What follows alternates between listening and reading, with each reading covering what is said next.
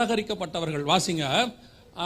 அதே பேதுருவின் புஸ்தகம் 1 பேதுருவின் புஸ்தகம் 2ஆம் அதிகாரம் 10வது வசனத்தை வாசிங்க. முன்னே நீங்கள் தேவனுடைய ஜனங்களாய் இருக்கவில்லை, முன்னே நீங்கள் தேவனுடைய ஜனங்களாய் இருக்கவில்லை, இப்பொழுதோ அவருடைய ஜனங்களாய் இருக்கிறீர்கள். இப்பொழுதோ அவருடைய ஜனங்களாய் இருக்கிறீர்கள். முன்னே நீங்கள் இரக்கம் பெறாதவர்களாய் இருந்தீர்கள், இப்பொழுதோ இரக்கம் பெற்றவர்களாய் இருக்கிறீர்கள். அன்னைக்கு நம்ம புறஜாதியார் நமக்கு பேரு, தேவனுடைய ஜனங்களாய் இருக்கவில்லை. இங்க உட்கார்ந்து இருக்கிற ஒவ்வொருத்தருக்கு பின்னாடியும் ஒரு சாட்சி இருக்கும், அத்தனை பேருக்கு பின்னாடியும் ஒரு சாட்சி இருக்கும். அது என்ன சாட்சியா இருக்கும்னா, ஏதோ ஒரு இடத்துல நாம் மனுஷரால் நிராகரிக்கப்பட்டிருப்போம், ஏதோ ஒரு இடத்துல தள்ளப்பட்டிருப்போம். அது எந்த சூழ்நிலையில வேணா இருக்கலாம். குழந்தை பருவத்தில் இருக்கலாம், அப்பா அம்மா விட்டுட்டு போனவங்களா இருக்கலாம், அல்லது அப்பா விட்டுட்டு போனவங்களா இருக்கலாம், அம்மா விட்டுட்டு போனவங்களா இருக்கலாம், அல்லது வாலிப பிராயத்தில் நாம் தவறப்பட்டவர்களாக இருக்கலாம், ஏமாற்றப்பட்டவர்களாக இருக்கலாம், அல்லது திருமண காரியங்களில் அதுக்கு பிறகு நம் வாழ்க்கையில் எத்தனையோ போராட்டங்கள் வந்திருக்கலாம். ஏதோ ஒரு இடத்துல நாம தள்ளப்பட்டவர்கள், வேண்டாம் என்று நாம் நிராகரிக்கப்பட்டவர்கள், அந்நியர்களாக இருந்தோம். இந்த வேண்டாம் என்று நிராகரிக்கப்பட்டவர்களைத்தான் ஆண்டவர் அவருடைய மூளைக்கல்லுக்கு பக்கத்தில் வைக்கும்படி அழைத்து கொண்டு வந்திருக்கிறார். பல நேரத்தில் நம்ம அதான் நினைக்கிறோம், ஆக்சிடென்டாக இந்த சம்பவம் நடந்துச்சு அப்படின்னு சொல்லி நான் சொல்வேன். நம்ம வாழ்க்கையில் ஆக்சிடென்ட் என்பது நமக்கு தான் இருக்கிறது ஒழிய கர்த்தருக்கு கிடையவே கிடையாது. கர்த்தரோடத்தில் ஆக்சிடென்ட் அப்படிங்கிற விஷயமே கிடையாது. அவருக்கு எல்லாமே ப்ரீ பிளான்டு, அவருக்கு எல்லாமே ப்ரீ பிளான். இன்னைக்கு நேற்று ப்ரீ பிளான் இல்லை, 6000 வருஷத்துக்கு முன்னாடி ப்ரீ பிளான். உலக தோற்றம் முதல் அவர் நம்மை முன்குறித்து வைத்திருக்கிறார். உலக தோற்றம் முதல் அடிக்கப்பட்ட ஆட்டுக்குட்டி. நாம அந்த பிளானை தெரிஞ்சுக்காததுனால ஆக்சிடென்ட், நம்ம அந்த பிளான் என்னன்னு தெரியாததுனால ஆக்சிடென்டா நடந்துச்சு, திடீர்னு நடந்துச்சு அப்படின்னு. கர்த்தருக்கு திடீரே கிடையாது, அவர் திடீர்னு பயமுறுத்தவும் முடியாது. அவருக்கு எல்லாமே முன்னாடி அறிவிக்கப்பட்டிருக்கு. ஆனால் அப்படி இருக்கிற நீங்களும் நானும் ஒரு விஷயத்தை நன்றாய் புரிந்து கொள்ள வேண்டும். உங்களையும் என்னையும் இந்த உலகம் ஏதோ ஒரு இடத்துல தள்ளிவிட்டது. அப்படி தள்ளினதுதான் நமக்கு குவாலிஃபிகேஷனாக மாறிடுச்சு. ஏன்னா இயேசுவை தள்ளினது தான் நமக்கு குவாலிஃபிகேஷனாக மாறிடுச்சு. அவங்க வேணான்னு சொன்னதுனால தான் அவர் நமக்கு கிடைச்சாரு, இல்லைன்னா அவர் நமக்கு கிடைச்சிருக்க மாட்டார். இந்த கானானிய ஸ்திரீ போய் கேட்பாங்க இயேசுகிட்ட, எனக்கு மேஜையிலிருந்து ஒரு துணிக்கையாவது கொடுங்க. இவர் சொல்லுவார், பிள்ளைகள் அப்பத்தை எடுத்து நாய்க்குட்டிகளுக்கு போடுவானேன் அப்படின்னு. உடனே அந்த அம்மா சொல்லும், மேஜையிலிருந்து விழும் துணிக்கையாவது எனக்கு கொஞ்சம் கொடுங்க அப்படின்னு. இயேசு சொல்வார், உன் விசுவாசம் பெரியதும்பாரு. அதுக்கு முன்னாடி ரொம்ப அர்த்தம் இருக்கு. ஆனால் உண்மை என்னன்னா, அந்த அம்மா துணிக்கையை தான் கிடைச்சி. துணிக்கைனா மேலே விடுற தூள், நம்ம கணக்குக்கு சொன்னோம்னா அது அங்கே இருக்கக்கூடியதான இந்த டிட்பிட்ஸ்லாம் நம்ம சொல்கிறோம்ல, அந்த மாதிரி ஒரு காரியம். ஆனால் விஷயம் என்னன்னா, அவன் அந்த துணிக்கையை போடுறதுக்கு பதிலாக இயேசுநாதனுங்கிற அப்பத்தையை தூக்கி போட்டான் வெளியே. யூதன் அவன் போட்டனுடைய விளைவு, அந்த கானானிய ஸ்திரீக்கு துணிக்கைக்கு பதிலாக அப்பம் கிடைச்சிருச்சு. அதனால தான் சொல்லுவாங்க, உன் விசுவாசம் பெரியதும்பார் ஆண்டவர். எதுக்கு பெரியதுன்னா, அதுக்கு முன்னாடி ஏதோ ஒன்று இருக்கணும், அதை வச்சா தானே அளவு பார்க்க முடியும் பெரியதுன்னு. இஸ்ரவேலர்கள் விசுவாசத்தில் வந்தவர்கள். எந்த விசுவாசம்? ஆபிரகாமின் விசுவாசத்தில் வந்தவர்கள். ஆபிரகாம் விசுவாசித்தான், கர்த்தர் அதை நீதியாய் எண்ணினார். அந்த ஆபிரகாமின் விசுவாசத்தை விட இந்த கானானிய ஸ்திரீனுடைய விசுவாசம் பெரியது என்று கர்த்தர் சொல்வார். அதனாலதான் அந்த அம்மாவுக்கு துணிக்கைக்கு பதிலாக அப்பம் கிடைச்சிச்சு. நமக்கு ஆகாது என்று தள்ளப்பட்ட மூளைக்கல் நம்ம கையில கிடைச்சிருச்சு. இன்னைக்கு ஆலயத்தினுடைய மூளைக்கல்லாக இயேசு இருக்கிறார். நீங்களும் நானும் அதன் மேல் இருக்கக்கூடிய ஜீவ கற்களாக இருக்கிறோம். இந்த கல், அந்த கல்லுக்கு எப்படி ஒரு பிளாஷ்பேக் இருக்குதோ அதே மாதிரி நமக்கு ஒரு பிளாஷ்பேக் இருக்குது. நம்ம அத்தனை பேருமே ஏதோ ஒரு இடத்தில் ஆகாது என்று தள்ளப்பட்டவர்கள், யாராலேயோ தள்ளப்பட்டவர்கள்.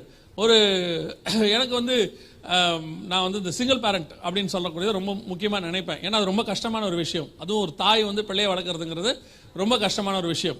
அப்படி சொல்லும் போது ஒரு அம்மா என்னை பார்க்க வந்தாங்க. அந்த அம்மாக்கே ஒரு 50-55 வயசு இருக்கு. அவங்க பார்க்க வந்துட்டு சொன்னாங்க, நீங்கள் அம்மாக்களை பற்றி ரொம்ப பேசுகிறீங்க, ஆனால் நான் எங்கள் அம்மாவாலேயே பாதிக்கப்பட்டேன் அப்படின்னாங்க. எனக்கு ஆச்சரியமாக இருந்துச்சு, எப்படி அப்படி இருப்பாங்க அப்படின்னு கேட்கும்போது, அந்த தாயார் செய்த சில கொடுமைகள் எல்லாம் சொல்லிட்டு சொன்னாங்க, ஆனால் இன்னும் நான் என் தாயை வச்சு பார்த்துக்கிட்டு தான் இருக்கிறேன் அப்படின்னு சொன்னாங்க. அப்போ கேட்கும் போது எனக்கு ஆச்சரியமாக இருந்துச்சு. வேதம் சொல்லுது இல்லையா, கர்ப்பத்தின் பாலகனை ஸ்திரீயானவள் மறப்பாளோ அப்படின்னு இருக்குல்ல, ஒரு கொஸ்டின் மார்க் போடுறாருல. அப்படிப்பட்டவர்களும் இருக்கிறார்கள், அப்படிப்பட்டவர்களால் தள்ளப்பட்டவர்களும் இருக்கிறார்கள். நாம் இங்க அத்தனை பேருமே ஏதோ ஒரு சூழ்நிலையில ஏதோ ஒரு இடத்துல தள்ளப்பட்டவர்களாக இருக்கிறோம். அப்படி தள்ளப்பட்ட நீங்களும் நானும் ஒரு தள்ளப்பட்ட கல்லின் மேல் அஸ்திவாரம் போடப்பட்டிருக்கிறோம், அல்லது அதுக்கு மேல் கட்டப்பட்டு வருகிறோம். கீழே இருக்கிறவரும் அப்படிப்பட்டவர் தான், மேலே இருக்கிற நம்மளும் அப்படிப்பட்டவங்க தான். ஆனா இன்னைக்கு நமக்கு என்ன தோணுது, நாம அதை அப்படி எடுத்துக்கிறது இல்லை. நாம நம்மளை பொறுத்த வரைக்கும் ஏன் பிரச்சனை தான் பெருசு. ஒவ்வொருத்தரும் சொல்லுவாங்க, என்ன மாதிரி பிரச்சனை யாருக்குமே வந்திருக்காதும்பாங்க. இயேசுநாதர் சொல்றார், அவர் தாமே நம்மை போல எல்லா விதத்திலும் சோதிக்கப்பட்டு அப்படின்னு இருக்கு. நம்ம சொல்லும் போது என்ன சொல்லுவோம், என்ன மாதிரி பிரச்சனை யாருக்குமே உலகத்துல வந்திருக்காது. எல்லாருக்குமே அப்படிதான் தோணுது, நம்மள மாதிரி பிரச்சனை யாருக்கும் இல்லை, நம்மள மாதிரி பிரச்சனை யாருக்கும் இல்லைன்னு. உட்காந்து பேசி பார்த்தோம்னா அவன் பேசிட்டு போகும்போது நம்ம நினைச்சுக்கிறோம் நம்ம பரவாயில்ல, ஏன்னா அவ்வளோ பிரச்சனைகளோடு கூட ஜனங்கள் இருக்கிறார்கள். அவ்வளவு தூரம் ஜனங்களால் உதாசீனப்படுத்தப்பட்டவர்கள் இருக்கிறார்கள், தள்ளப்பட்டவர்கள் இருக்கிறார்கள். ஒரு என்ன சொல்றது, பிள்ளைகளால் தள்ளப்பட்டதான பெற்றோர் அவங்கள போய் உட்கார்ந்து பேசி பார்த்தோம்னா இப்படியெல்லாம் வாழ்க்கையில் நடக்குமா, இப்படி ஒரு சம்பவம் நடக்க வாய்ப்பு இருக்கிறதா அப்படின்னு கூட நம்ம யோசிப்போம். நடக்குது. அப்படி இன்னைக்கு உலகம் கொடுமையினால் நிறைந்திருக்கிறது, சீர்கேட்டினுடைய உச்சத்தில் இருக்கிறது. உங்களை மாதிரியும் என்ன மாதிரியும் தள்ளப்பட்டவர்கள் எத்தனையோ பேர் இருக்கிறார்கள். ஆனால் அத்தனை பேரையும் தாங்கி நிறுத்தக்கூடிய ஒரு மிக முக்கியமான மூளைக்கல் ஒன்று இருக்கிறது. அந்த கல் தான் தன்னை போலவே தள்ளப்பட்ட எல்லா கல்லையும் சேர்த்துக் கொள்ளுகிறது. பல நேரத்தில் அந்த மூளைக்கல் தெரியாம நம்ம அலைஞ்சு திரிஞ்ச இடம் எத்தனையோ இருக்குது. இந்த கல் இல்லாட்டி பரவாயில்ல அப்படின்ட்டு நம்ம பல கல்லை தேடி போய் அந்த கல்லெல்லாம் நம்மளை தள்ளி. அதான் எங்க பாஸ்டர் ஒரு நாள் சொன்னார், காட்டு மரங்களுக்கு நடுவே கிச்சிலி மரமாய் என் நேசர் இருக்கிறார்னு உணர்ந்த பாட்டு 2ல் வரும். அப்போ பல நேரத்தில் அந்த காட்டு மரங்களோடய பழகி பழகி பழகி நம்மளும் ஒரு காட்டு மரத்துலேருந்து இன்னொரு காட்டு மரம், இன்னொரு காட்டு மரத்துலேருந்து இன்னொரு காட்டு மரத்துக்கு தான் போயிட்டே இருக்கிறோம். ஒருத்தர் என்ன பண்ணாரு, மனைவி ரொம்ப கொடுமையாமா, ரொம்ப கொடுமை பண்ணி அடிச்சு உதைக்குதுன்னு சொல்லிட்டு கடைசியில் டிவோர்ஸ் அப்ளை பண்ணி டிவோர்ஸ் எல்லாம் கிடச்சிருச்சு. போய் 6 மாசத்துல 2வது கல்யாணம் பண்ணிவிட்டாரு. பண்ண பிறகுதான் தெரிஞ்சிச்சு இந்த அம்மா பரவாயில்ல போல, அந்த அம்மா கூட இருந்திருக்கலாம் போல. ஏன்னா இந்த காட்டு மரத்தோட அந்த காட்டு மரம் ரொம்ப நல்லா இருந்திருக்கு. இது வந்தது பார்த்தா அது அடிச்சிருக்கு, கடிச்சிருக்கு. அதாவது பரவாயில்ல 2 அடி அடிச்சுட்டு பாவப்பட்டு விட்டுரும் போல, இது விடாது போல கடைசி வரைக்கும். அப்புறம் அவர் சொல்றாராம் ஃபோன் பண்ணி, நான் வீட்டுக்கே போறதில்ல, கார்லயே தான் தூங்குறேன், வீட்டு பக்கமே போறதில்ல, என்ன ஆகுமோ தெரியாது அப்படின்ற அளவுக்கு. பல நேரங்களில் நம்ம அந்த காட்டு மரங்களை மாத்தி மாத்தி உட்கார்றோம். இதுக்கு அது பரவாயில்லையா இருக்கும், அதுக்கு இது பரவாயில்லையா இருக்கும், இதுக்கு அது பரவாயில்லையா இருக்கும்னு. எங்க பாஸ்டர் சொல்லுவார், எல்லாமே காட்டு மரம் தான். இல்லை பார்க்கறதுக்கு அப்படிதான் தெரியும், இங்கிருந்து அங்கன்னு போனா கொஞ்சம் பார்க்கறதுக்கு நல்லா தான் தெரியும். ஆனா அது போனா அதுவும் ஒரு காட்டு மரமா இருக்கும். பல இடங்களில் இப்படி ரிஜெக்ட் ஆகி ஃபெட்டப் ஆகி கடைசியில் எலியா சொல்றான், போதும் கர்த்தாவே சாகுறேன்னு விட்டுருங்க, இதுக்கு மேல வாழ்றதுக்கு வாய்ப்பே இல்லை, என் பிதாக்களை விட நல்லவன் நான் கிடையாது. அவங்க போயிட்டு சூரச்செடி கீழே படுத்துறான். அந்த அளவுக்கு ஆயிப்போச்சு. இப்படியே தள்ளப்பட்டு கடைசியில நமக்கு ஒரு கிச்சிலி மரம் கிடைச்சிச்சு, ஆப்பிள் ட்ரீ, நல்ல ஒரு மரம் கிடைச்சிச்சு. அதான் இயேசு கிறிஸ்து. காட்டு மரங்களுக்கு நடுவே கிச்சிலி மரமாய் இயேசு கிறிஸ்து இருக்கிறார். நான் சொல்லுவேன், இயேசு கிறிஸ்துக்கு ஆல்டர்னேட் யாருமே கிடையாது, எப்பேற்பட்டவங்களும் கிடையாது, எந்த சூழ்நிலையும் கிடையாது. அது என்ன அந்த காலகட்டத்தில் பார்க்கறதுக்கு நம்ம கொஞ்சம் அப்படி தெரியும். அவங்க வந்து அன்பா பேசும்போது, கொஞ்சம் நமக்கு ஆதரவா பேசும்போது பரவாயில்ல, இது கொஞ்சம் நல்ல மரமா இருக்கும் போல அப்படின்னு சொல்லிட்டு அப்படியே கிட்ட போனதா தெரியும் அது வேற காட்டு மரம். அப்புறம் அதுகிட்ட இருந்து தப்பிக்கிறதுக்கு வழி பார்த்து எஸ்கேப் ஆகி வெளியே வந்து பார்த்தா அதை விட இன்னொரு காட்டு மரம். ஆண்டவர் சொல்றாரு, எத்தனை காட்டு மரத்தை தான் சுத்துவேன் நீயும், எந்த காட்டு மரத்தில் போனாதுன்றும் நீ ஆகாது தள்ளப்பட்ட கல்லு தான், ரிஜெக்டட் தான். ஒரு நாள் ஏதோ ஒரு சூழ்நிலை ஆண்டவர் நமக்கு ஒன்று கொடுக்குறாரு, வாழ்க்கை கொடுக்குறாரு, அமைஞ்சது, அதோட சோதனை பண்ணிட்டு ஓடிட்டே இருக்கணும். இங்கே யாருமே 100% ஒருத்தர் அன்னைக்கு சொன்னார், நான் வந்து 100% பர்ஃபெக்டான லைஃப்ல இருக்கிறேன். நான் சொன்னேன், அப்படி சொன்ன முதல் நாள் நான் உங்களை தான் பார்க்குறேன்னு சொன்னேன். நம்ம கேட்குற சாட்சி எல்லாமே கொடுமையாக தான் இருக்கு கேட்கறது. அப்புறம் அந்த சாட்சிகளை கேட்கும்போது நமக்கு தோணுது, பரவாயில்ல, அவனை விட நம்ம நிலைமையில் தான் ஆண்டவர் நம்மளை வச்சிருக்கிறாரு, அவனுக்கு ஆறுதல் சொல்லக்கூடிய இடத்துல தான் வச்சிருக்கிறாருன்னு. அப்படி எல்லாருமே 100% இருக்கும், அப்படியா இருக்கும். இங்க யாருமே 100% பர்ஃபெக்டாலாம் இல்லை. இங்க எல்லாரும் இருக்கிறதுல சாட்டிஸ்ஃபைடா வாழ பழகிக்கிட்டு இருக்கிறாங்க, இருக்கிறத வச்சுக்கிட்டு. அதான் ஆண்டவர் ஆசீர்வதிச்சு கொடுக்குறாரு, அவ்வளவுதான். ஆதாமுக்கே செட் ஆகல, அதை விட யோசிச்சு பாருங்க, அதுக்கப்புறம் எங்க செட் ஆக போகுது. அன்னைக்கு தான் உட்காந்து பேசியிருந்தோம், இந்த முற்பிதாக்கள் நிலைமை கொஞ்சம் மோசமாக தான் இருந்திருக்கு. நம்ம தான் அவங்கள வேற மாதிரி பார்த்துருக்குறோம். பார்க்கும்போது எனக்கு தோணுச்சு, ஒருவேளை முற்பிதாக்கள் இப்படி தான் இருந்திருப்பான் போலன்னு. சாரால் செத்ததை யாரோ போய் தான் அனௌன்ஸ் பண்றாங்க, யாருக்கு? ஆபிரகாமுக்கு. அதை அவன் கேள்விப்பட்டு எழுந்து போனான்னு இருக்கு. அப்பனா சாராலை விட கொஞ்சம் டிஸ்டன்ஸ்ல தான் இருந்திருக்காரு போல, என்ன சூழ்நிலை தெரியல. 2வது ரெபேக்கா சமைச்சு அனுப்புதில்லை யாக்கோபு கிட்ட ஆசீர்வாதம் வாங்குறதுக்கு, அதை சாப்பிட்டு ஈசாக்கு ஆசீர்வதிக்கிறார்ல. எனக்கு என்ன ஆச்சரியம்னா, ரெபேக்கா சமையல் என்னன்னு ஈசாக்கு தெரியல பாருங்க. அந்த அம்மாவோட கைப்பக்கம் தெரிஞ்சிருக்கணுமா இல்லையா? ரசம் கண்டுபிடிச்சிடறோம்ல, இப்போ இது யார் வச்சா ரசம்னு கேட்டுடுறோம்ல. நமக்கு பார்க்குறோம்ல, ஒரு ஆள் டீ போட்டாலே கண்டுபிடிச்சிடும், இது யார் டீ, இது யார் போட்ட டீ, இது என்ன நம்ம கண்டுபிடிச்சிடறோம்ல. அப்போ ரெபேக்கா சமைச்சு அமைச்சிருக்க, அப்போ யாருக்கு தெரிஞ்சிருக்கணும்? ஈசாக்கு. அவங்க கேட்டிருக்கணும், இது உங்க அம்மா வைக்கிற மாதிரியா இருக்கடான்ல கேட்டிருக்கணும். கடைசி வரைக்கும் அது ஏசா செஞ்சுதாவே நினச்சி சாப்பிட்ருக்கானா. அப்போ அந்த அம்மா சமையல் அவனுக்கு மறந்து போச்சு இல்லையா? அந்த அம்மா நிலைமை அப்படி. யாக்கோபு நிலைமையை எடுத்து பார்த்தா டெய்லி பிரச்சனை தான் அவனுக்கு ராகேலுக்கும். அவன் இஷ்டப்பட்டு கூட்டு வந்தது. அவன் பார்த்தா அவன் சொல்லுது, அது கடைசியில் கேட்டான், நான் தேவனா, என்ன பண்ண முடியும், ஆண்டவர் ஒன்று கொடுக்கல, நான் என்ன செய்யறது? அவனுக்கும் பிரச்சனை இருந்திருக்குது. இங்கே எவனும் பிரச்சனை இல்லாமலாம் வாழ்க்கை என்ன செய்யல கடைசியா மோசையை நினைச்சு பார்த்தேன், அவன் தான் ரொம்ப நம்மளுக்கெல்லாம் அண்ணன் போல. அவன் அமுச்சு விட்டுட்டான் மனைவிய. அப்புறம் எத்திரோ கூட்டிட்டு வராரு. என்ன மனைவி பிள்ளைகளை அங்கேயே விட்டுருக்க? ஓ ஆமா இல்ல. அப்புறம் தான் எத்திரோ கூட்டிட்டு வராரு. அவன் அமுச்சே விட்டான், நீ போய் மீதியான் தேசத்துல இரு. ஏன் இவனுங்களை நடத்துறது எனக்கு ஈஸி, 5.5 லட்சம் இஸ்ரவேலர்கள் நடத்துறது எனக்கு ஈஸி, ஒரு ஆளை நடத்துறது கஷ்டம். நீ எதுக்கு என்ன செஞ்சிரு அங்க. நம்மால் பல பேர் வீட்டில் சொல்லுவான், ஐயோ அங்க ஃபேமிலி எல்லாம் கூட்டு போக முடியாதுமா. கூட்டு வர முடியும், ஆனா ஊர்ல சொல்லி வச்சிருப்பாங்க அங்க ஃபேமிலி கூட்டு போறது ரொம்ப கஷ்டம், விசா கிடைக்காது. அவனுக்கு என்னன்னா அங்கிருந்து தப்பிச்சது நம்ம இங்க வந்தோம், திருப்பி இங்கேயும் வரேன்னா எப்படி நிலைமையை நினைச்சு பாருங்க இல்லையா. அதான் காலையில் பேசிட்டு இருந்தோம், நானும் வினோ பிரதரும் பேசிட்டு இருந்தோம். என்னன்னா முதல் 40 வருஷம் மோசே மிகப்பெரிய கோவக்காரன் இல்லையா.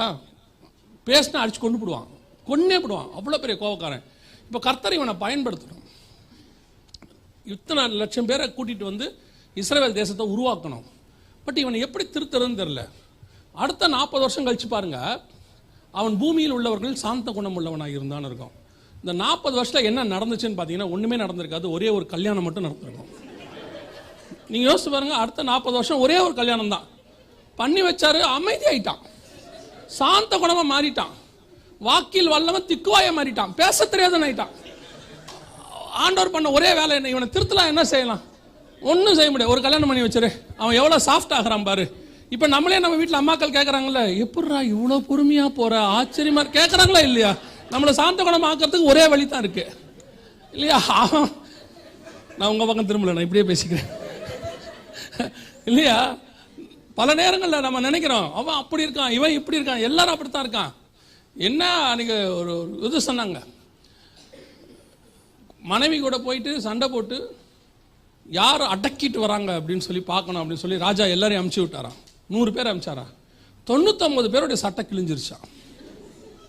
அப்புறம் பார்த்தா ஒருத்தன் மட்டும் பலபலன்னு சட்டை போட்டு வரான். ராஜா இறங்கி ஓடி போய் கட்டி பிடிச்சவனை முத்தம் கொடுத்து, என்னுடைய ராஜ்யபாரத்தில் நீ ஒருத்தன் தான்டா வீர, அத்தனை பேர் சட்டையும் கிழிஞ்சிருக்கு, நீ மட்டும் நல்லா வரையன்னு வெயிட் அப்படின்ட்டு சட்டையை திறந்து காட்டினானா பனியன் நார்னாராக கிழிஞ்சிருந்துச்சான். அந்த அம்மா சொல்லி அமிச்சிச்சான், மேலே சட்டையை போட்டு ஒழுங்கா போ அப்படின்னு சொல்லி. இதான் இன்னைக்கு நிலைமை, எல்லாருடைய நிலைமையும். எல்லாருடைய வாழ்க்கையிலும் ஏதோ ஒன்ற இடத்துல ஒரு பிரச்சனை இருக்கத்தான் செய்கிறது, போராட்டம் இருக்கத்தான் செய்யுது. அவைகளுக்கு நடுவில் தான் நாம் தேவனுடைய கற்களாய் மாறிக்கொண்டிருக்கிறோம், ஆலயமாய் மாறுறோம். கர்த்தர் அவருக்கு ஏற்ற மாதிரி நம்மளை மாத்திட்டு இருக்கிறாரு. இங்க நம்ம என்ன நினைக்கிறோம், அவனை விட பிரச்சனை எனக்கு ஜாஸ்தி, அந்த குடும்பத்தை விட இங்கே எனக்கு பிரச்சனை ஜாஸ்தி, இருக்கிறதுக்கு பேசாம ஓடி போயிடலாம், ஏன் இருக்கணும், அதை செய்யணும் இதை செய்யணும். ஆண்டவர் சொல்றாரு, இவைகளுக்கு நடுவில் தான் நீ கட்டப்படவே முடியும், இல்லாம கட்டப்படவே முடியாது. உருவாக்குதல் என்பது வேறு, தள்ளப்பட்டால் ஒழிய நாம் உருவாக்கப்படவே முடியாது. நீங்க எடுத்து பாருங்க, ஆரம்பத்துல இருந்து யாரை வேணாலும் எடுத்துக்கொள்ளுங்க. ஆபிரகாமை பிரிச்சு கூட்டிட்டு வருவார், கூட்டிட்டு வந்து தான் உருவாக்குவார் ஆண்டவர். அப்புறம் யாக்கோபை கூட்டிட்டு போயிடுவார் சிரியா தேசத்துக்கு, பிரிச்சு கொண்டு போய் தான் உருவாக்குவார். யோசேப்பை பிரிச்சு கூட்டிட்டு போயிடுவார், பிரிச்சு கொண்டு போய் தான் உருவாக்குவார். இயேசு கிறிஸ்து வரைக்கும் அப்படித்தான் வனாந்தரத்துக்கு பிரித்து கொண்டு போய் உருவாக்கப்பட்டார். பல நேரங்களில் ஆண்டவர் அப்படிப்பட்ட சூழ்நிலையில நடத்துவது எதற்காக? தள்ளப்படுகிற சூழ்நிலை, நிராகரிக்கப்படுகிற சூழ்நிலை, மனுஷரால் நாம அவங்க பேசுற பேச்செல்லாம் கேட்கவே முடியாது. ஏன் அந்த சூழ்நிலைக்குள்ள நடத்துகிறாருன்னா, கர்த்தர் உருவாக்குற ஒவ்வொரு கல்லும் அப்படித்தானே இருக்கும். கர்த்தர் உருவாக்கி கொண்டு வரவங்க ஏளனப்படுத்தப்படுவோம், அசிங்கப்படுத்தப்படுவோம், நீ வாழ்க்கையில முன்னேற மாட்டேன்னு சொல்லுவோம், நம்மளை வந்து எல்லாரும் எதிரிலையும் அவமானப்படுத்தி இருப்பாங்க. இதெல்லாம் எதற்கான அடையாளம் அப்படின்னு கேட்டீங்கன்னா, உருவாக்குதலுக்கான அடையாளம். அதற்கு நடுவில் நாம உருவாக்கிக்கிட்டே வருவோம். அப்ப நம்ம நினைச்சுப்போம், ஐயோ எனக்கு என்ன மாதிரி பிரச்சனை யாருக்குமே இல்லை. ஆண்டவர் சொல்வாரு, நீ யார் மேல உட்கார்ந்து இருக்கிறியோ அந்த இயேசு கிறிஸ்துவே அப்படி உருவாக்கப்பட்டவர் தான், எல்லாராலையும் நிராகரிக்கப்பட்டவர் தான், ஆகாதது என்று தள்ளப்பட்டவர் தான். அந்த கல் தள்ளப்பட்டதனுடைய விளைவாகத்தான் நாம் அந்த கல்லுக்கு மேல் வைக்கப்பட்டிருக்கிறோம். அதுதான் அந்த சிஸ்டம். அப்ப முதலாவது அந்த கல் எப்படிப்பட்டது? தள்ளப்பட்டதான கல், நிராகரிக்கப்பட்டதான கல். அதுதான் வேதம் சொல்லுது, முன்னே நாம் அந்நியராய் இருந்தோம், புறஜாதியா இருந்தோம், யாராலும் நம்மளை ஏற்றுக்கொள்ளவே இல்லை, உள்ளுக்குள்ள சேர்க்க மாட்டேன்ட்டாங்க. ராகாப்பு அவ்வளவு பெரிய, நான் தான் படிச்சு பார்த்தேன், ரொம்ப ஆச்சரியமா இருந்துச்சு. யோசுவாவின் புஸ்தகம் 6ஆம் அதிகாரத்தில் இருக்கு. ராகாப்பு எரிகோ கோட்டையை அந்த அவங்க ஜெயிக்கிறதுக்கு ராகாப் மிக முக்கியமான காரணம். அந்த 2 தூதர்களை உள்ள வந்து சேர்த்து, அந்த வேவுக்காரங்களை சேர்த்து எல்லாம் பண்ணி விட்டாங்க. ஆனா வேதம் சொல்லுது, எரிகோ கோட்டை இடிச்சு கொண்ட பிறகு ராகாப்பை கொண்டு வந்து எங்க வச்சிருந்தாங்கன்னா, பாளையத்துக்குள்ள சேர்க்க மாட்டேன்ட்டானா. வேதம் சொல்லுது, நீங்க வாசிச்சு பாருங்க, யோசுவாவின் புஸ்தகத்தை வாசிக்கும் போது 6ஆம் அதிகாரத்தில் ராகாப்பை கொண்டு வந்து பாளையத்துக்கு புறம்பே வைத்திருந்தார்கள்னு இருக்கு. அங்க வசனம் சொல்லுது பாருங்க, 6ஆம் அதிகாரம்